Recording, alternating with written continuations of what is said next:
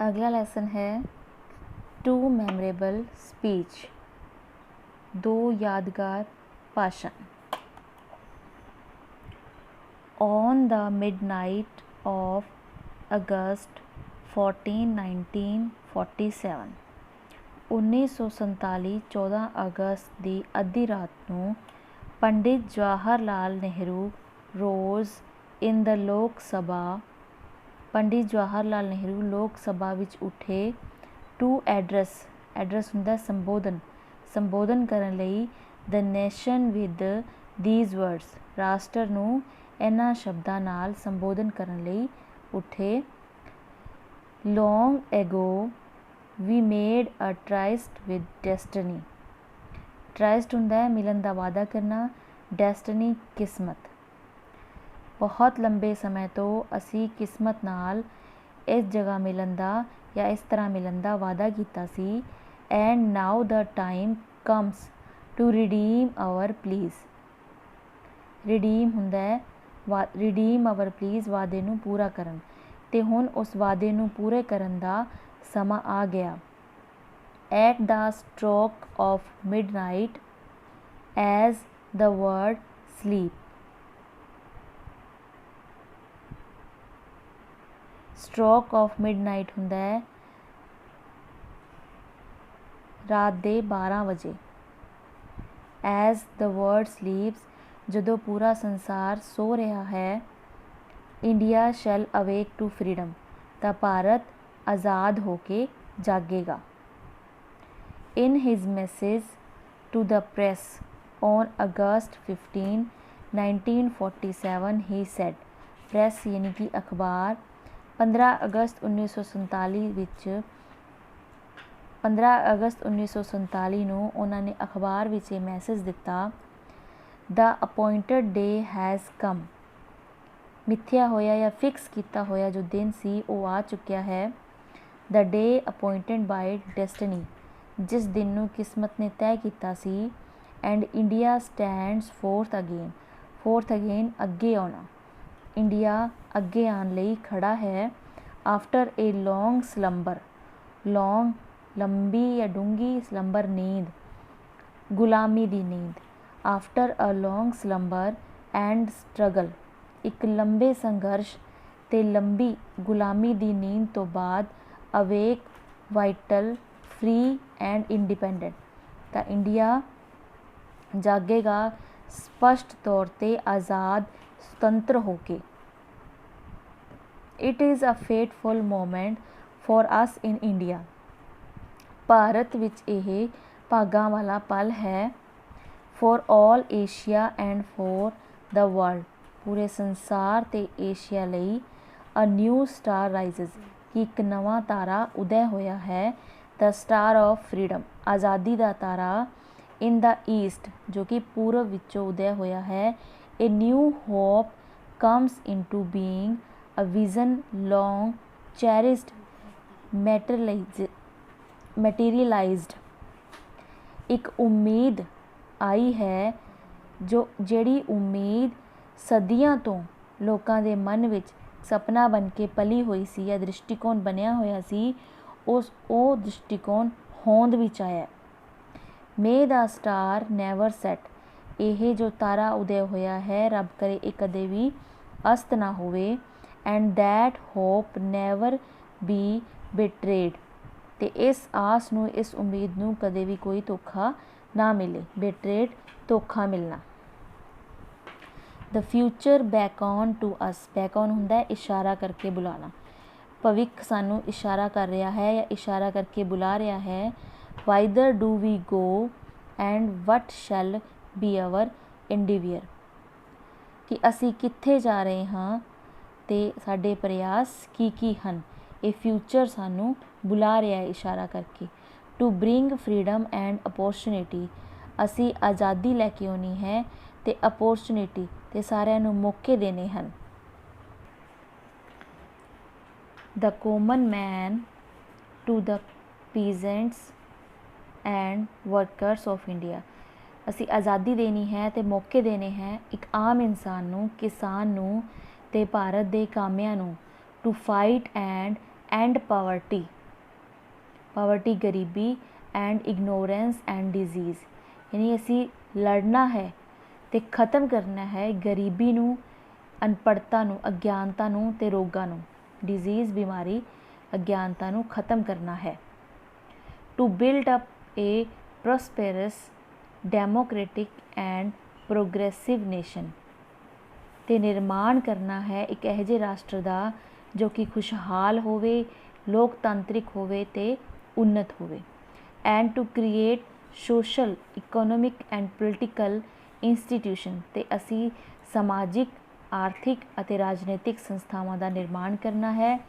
Which will ensure justice, जो कि न्याय कर सके, and fullness of life to every man and women, ते हर औरत ते मर्द नूं या पुरुष नूं एक खुशहाल भरी जिंदगी दे सके। We have hard work ahead, साडे अगे एक बहुत ही मेहनत करने वाला समा खड़ा है।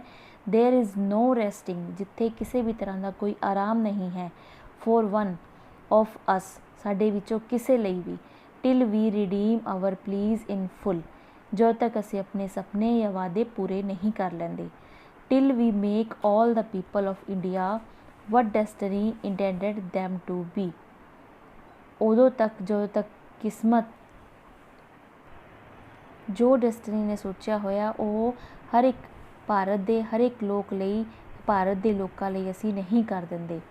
We are citizens of a great country, असी महान देश दे नागरिक हाँ। On the verge of bold advance, and we have to live up to that high standard, ते असी उस कगार ते खड़े हाँ जिथे असी हर एक चीज़ का निर्माण करना है जिंदगी लई। इसे लैसन की अगली स्पीच है, one of the best speeches by any Indian ever is the one made by Swami Vivekananda. Bharat दे बहुत सारिया बेस्ट भाषणों विचों एक भाषण है स्वामी विवेकानंद जी का। He made this speech in 1893, उन्होंने यह भाषण 1893 ईस्वी विच दिता सी। The occasion was the world parliament of religions at Chicago USA। यह USA के शिकागो विच वर्ल्ड पार्लीमेंट ऑफ रिलीजन्स, जिस विच धर्म का टॉपिक सी, उस ते उन्होंने भाषण दिता। He began his speech like this, उन्होंने अपना भाषण इस तरह शुरू किया। Brothers and sisters of America, America के भैनों और भरावो, we believe not only in universal toleration, असी संसारिक या ब्रह्मांड के सहनशीलता विच विश्वास नहीं करते, but we accept all religions as true, पर असी हर तरह के धर्म नूं अपनाने हाँ या विश्वास रखते हाँ या स्वीकार करते हाँ। I am proud to belong to a nation, मैनू इस एक ਇਹੋ ਜਿਹੇ नैशन ਦੇ ਨਾਲ संबंधित होने ते गर्व है, विच जिहड़ा हैज शैल्टर्ड, जिसने शरणार्थियों नूं शरण दिती, the prosecuted and the refugee of all religions, ਜਿਹੜੇ हर तरह के धर्म तो कड्डे होए लताड़े होए ਜਿਹੜੇ शरणार्थी सी उन्हां नूं भारत ने शरण दिती। And all Nations of the earth, ਜਿਹੜੇ कि पृथ्वी दे या धरती दे सारे राष्ट्रां तो संबंधित सी। आई फरवेंटली होप, मैं उत्सुकता नाल उम्मीद करदा that the bell that tolled this morning in honour of this conversation may be the death knell of all, that the bell that tolled, ਜਿਹੜੀ बैल अज वजाई गई दिस मॉर्निंग सवेरे अज सवेरे वजाई गई इन ऑनर सम्मान विच ऑफ दिस कन्वर्सेशन इस गलबात दे, मे बी वो हो सकती है या होवेगी डेथ नैल एक मरण की सूचना वाली बैल ऑफ ऑल फैनेटिज़म अंधविश्वास ऑफ ऑल परसेक्शंस यानी जुल्म अत्याचार ਵਿਦ ਦਾ ਸਵੋਰਡ ਔਰ ਵਿਦ ਦਾ ਪੈਨ। ਜਿਹੜਾ ਜ਼ੁਲਮ ਤਲਵਾਰਾਂ ਨਾਲ ਜਾਂ ਪੈਨ ਨਾਲ ਹੁੰਦਾ ਹੈ, ਜੋ ਅੰਧ ਵਿਸ਼ਵਾਸ ਹੈ, ਉਸ ਜ਼ੁਲਮ ਦੇ ਖਾਤਮੇ ਦੀ ਬੈਲ ਸੀ। ਐਂਡ ਆਫ ਆਲ ਅਨਚੈਰੀਟੇਬਲ ਫੀਲਿੰਗਸ, ਅਤੇ ਹਰ ਤਰ੍ਹਾਂ ਦੇ ਕਠੋਰ ਫੀਲਿੰਗਸ। ਯਾਨੀ ਕਿ ਰਾਈਟਰ ਕਹਿਣਾ ਚਾਹੁੰਦਾ ਹੈ ਜਾਂ ਸਪੀਚ ਵਿੱਚ ਦੱਸਿਆ ਗਿਆ ਹੈ ਕਿ ਸਵਾਮੀ ਵਿਵੇਕਾਨੰਦ ਜੀ ਇਹ ਕਹਿ ਰਹੇ ਨੇ ਕਿ ਜਿਹੜੀ ਬੈਲ ਅੱਜ ਦੀ ਸਭਾ ਨੂੰ ਸ਼ੁਰੂ ਕਰਨ ਵੇਲੇ ਵਜਾਈ ਗਈ, ਉਹ ਇੱਕ ਡੈਥ ਨੈਲ ਹੈ। ਮਰਨ ਦੀ ਸੂਚਨਾ ਵਾਲੀ ਜਿਹੜੀ ਬੈਲ ਵਜਾਈ ਜਾਂਦੀ ਹੈ, ਉਹ ਹੈ ਕਿਸ ਦਾ ਮਰਨਾ ਜਾਂ ਕਿਸ ਦੀ ਮੌਤ। ਅੰਧ ਵਿਸ਼ਵਾਸ ਦੀ, ਜ਼ੁਲਮ ਦੀ, ਜਿਹੜਾ ਤਲਵਾਰਾਂ ਨਾਲ, ਪੈਨ ਨਾਲ ਹੁੰਦਾ ਹੈ, ਕਲਮ ਨਾਲ ਹੁੰਦਾ ਹੈ, ਅਤੇ ਕਠੋਰ feelings between persons wending their way to the same goal. ਜੋ ਲੋਕਾਂ ਦੇ ਅੰਦਰ ਧਰਮ ਨੂੰ ਲੈ ਕੇ ਜੋ ਕਠੋਰ ਫੀਲਿੰਗਸ ਨੇ, ਉਹਨਾਂ ਦੇ ਖਾਤਮੇ ਦੀ ਉਹ ਬੈਲ ਸੀ। ਔਨ ਦਾ ਕਨਕਲੂਡਿੰਗ ਡੇ ਮਤਲਬ ਜਿੰਨੇ ਵੀ ਦਿਨ ਉਹਨਾਂ ਦੀ ਇਹ ਚਰਚਾ ਚੱਲੀ, ਉਸ ਦਾ ਜਿਹੜਾ ਅੰਤਿਮ ਦਿਨ ਸੀ, ਉਸ ਵਿੱਚ ਉਹਨਾਂ ਨੇ ਕਿਹਾ the parliament of religions has proved that holiness, purity and charity are not the exclusive possessions of any church in the world। And ਵਿੱਚ ਉਹਨਾਂ ਨੇ ਕਿਹਾ ਕਿ ਪਾਰਲੀਮੈਂਟ ਆਫ ਰਿਲੀਜਨਸ ਨੇ ਇਹ ਸਾਬਿਤ ਕਰ ਦਿੱਤਾ, ਹੋਲੀਨੈਸ ਪਵਿੱਤਰਤਾ, ਪਿਉਰਿਟੀ ਸ਼ੁੱਧਤਾ, ਚੈਰਿਟੀ ਦਾਨ, ਯਾਨੀ ਕਿ ਪਵਿੱਤਰਤਾ, ਸ਼ੁੱਧਤਾ ਅਤੇ ਦਾਨ ਕਿਸੇ ਖਾਸ ਸੰਸਥਾ ਦੇ ਕਬਜ਼ੇ ਵਿੱਚ ਨਹੀਂ ਹੈ। Of any church in the world, ਸੰਸਾਰ ਦੇ ਕਿਸੇ ਇੱਕ ਚਰਚ ਦੇ ਅੰਦਰ ਇੱਕ ਖਾਸੀਅਤ ਨਹੀਂ ਹੈ ਪਵਿੱਤਰਤਾ, ਸ਼ੁੱਧਤਾ ਅਤੇ ਦਾਨ, ਯਾਨੀ ਹਰ ਧਰਮ ਇਸ ਨੂੰ ਆਪਣੇ ਕੋਲ ਰੱਖਦਾ ਹੈ। If anybody dreams of an exclusive survival of his own religion, ਜੇਕਰ ਕੋਈ ਵੀ ਵਿਅਕਤੀ ਇਸ ਚੀਜ਼ ਨੂੰ ਆਪਣਾ ਅਧਿਕਾਰ ਮੰਨਦਾ ਹੈ ਜਾਂ ਆਪਣੇ ਧਰਮ ਦੇ ਵਿੱਚ ਜਿਉਂਦਾ ਹੈ, I pity him from the bottom of my heart, ਤਾਂ ਉਸਦੇ ਲਈ ਮੇਰੇ ਦਿਲ ਤੋਂ ਬਹੁਤ ਹੀ ਤਰਸਯੋਗ ਦੁੱਖ ਪੈਦਾ ਹੁੰਦਾ ਹੈ।